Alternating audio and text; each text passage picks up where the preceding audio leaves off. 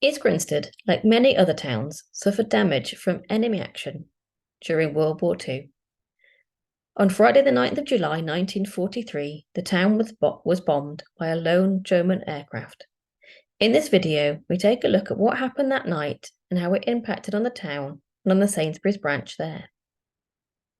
On the afternoon of the 9th of July, about 10 German aircraft crossed the Sussex coast at Hastings, heading for London. One of the planes detached from the main group and headed for East Grinstead. It was later thought that he had spotted a convoy of army trucks parked in the main car park just off the high street. Circling the town twice, he released 8 bombs into this area at about 5 p.m. One of the bombs from the German plane fell onto A&C Bridgeland, an ironmonger's shop. 500 gallons of paraffin were stored in Bridgeland's basement, which exploded. The blast swept through the parade of shops, destroying Bridgeland's and Rice Brothers next door, and causing the rear of Sainsbury's branch at 37 to 39 London Road to collapse.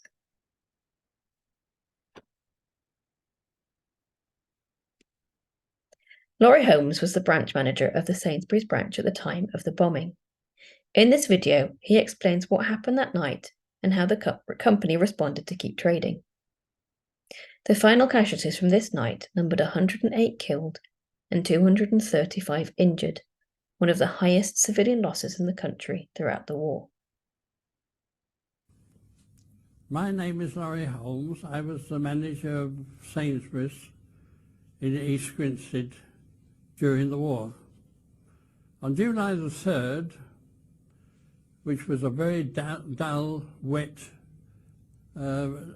day with no ceiling, I happened to be talking to one of my old girls who had come to see me from Oxted, as she was the manager there because the manager had to go in the forces.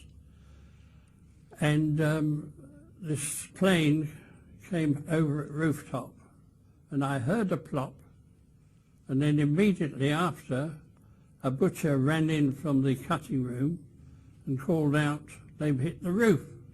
So I left Florence, ran towards the office, but before I got there the bomb exploded, and of course the blast sent me flying, and down came the building on top of me.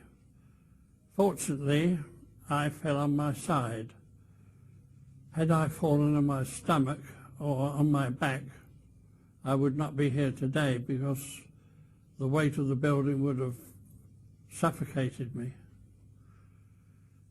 I could not move a limb. I couldn't even open my mouth to spit out the dust or even wiggle my toes. So I stopped struggling because I see it was absolutely useless. And then I heard the heavy rescue people calling to one another, and I heard a lot of sawing going on. And then the voice said, "Look, there's a hand sticking up over there," which of course was mine. And somebody came along and touched me, and I grabbed them to let them know I was still alive. And then apparently a doctor came along and gave me a shot of morphia because they didn't know what condition I was in. And then, of course, they started to clear all the rubble and that away. And I wondered why I was so soaking wet with warm water. Apparently, I found out after, or heard after, that the bomb had fallen on the premises next door, which was an ironmonger's. 500 gallons went up in flames, and the firemen were playing the water on it. That's where all the warm water was coming from.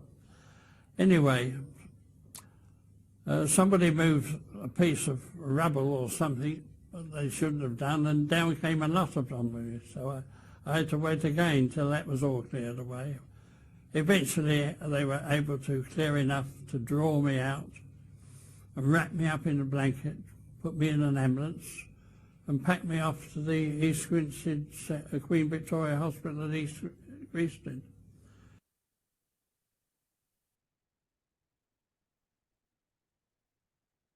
After the bombing, Sainsbury's moved into a disused Methodist church at 19 London Road and remained there whilst the original branch was rebuilt. Considering the damage suffered by neighbouring shops, Sainsbury's had survived remarkably unscathed.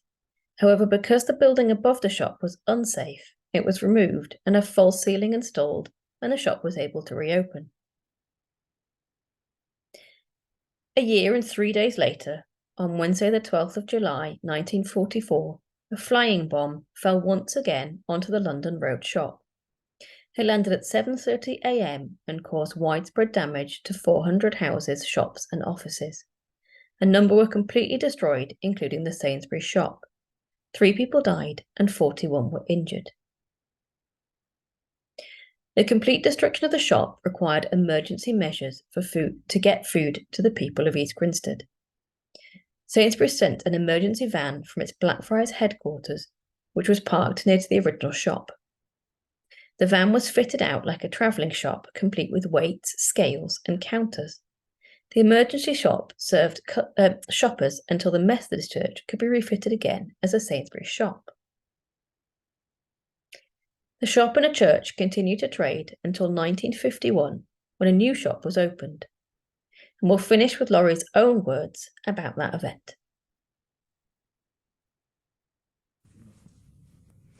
You were bombed twice, weren't you? Well, the second time it was a flying bomb, and that was about 7:30 in the morning.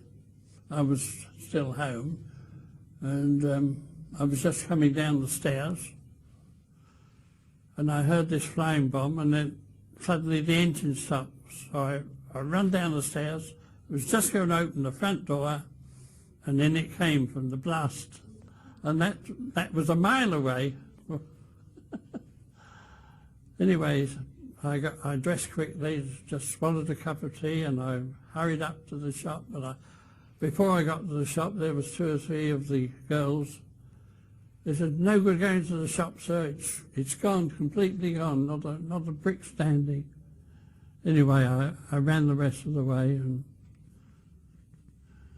it was all gone.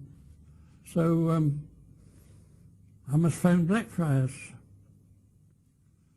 Anyway, 2 or 3, I went into several shops, and their phone wasn't working. I eventually got to Mac Fisher's, and I said, "Can I borrow your phone for a moment?"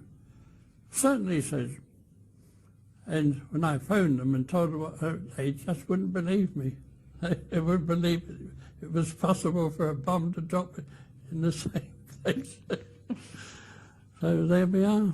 So what did they do to help you? Well, within 2 or 3 hours, the van was down, fitted out as a shop with the baking machine and all the equipment, and we were able to park under Caffin's garage canopy, which is just round the corner.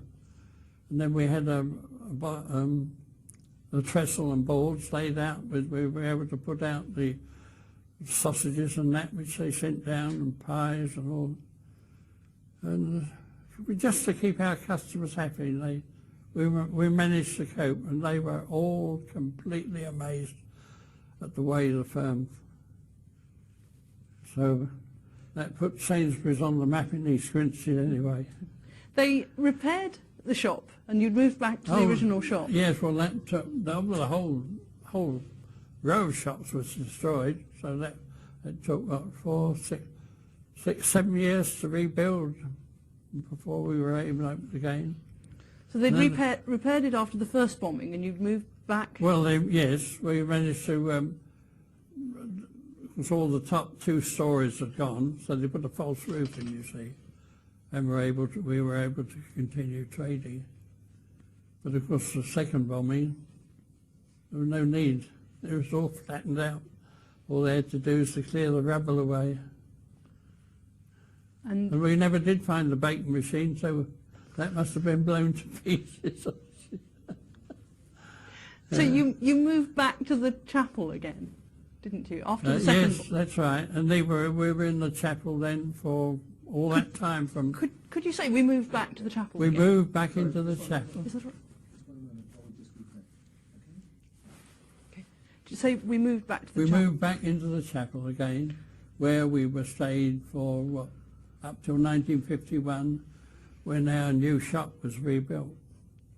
You became a bit of a local Oh yes, spectacle. oh yes, the customers, when we were in the chapel, the customers used to say, "You turn your collar around the other way."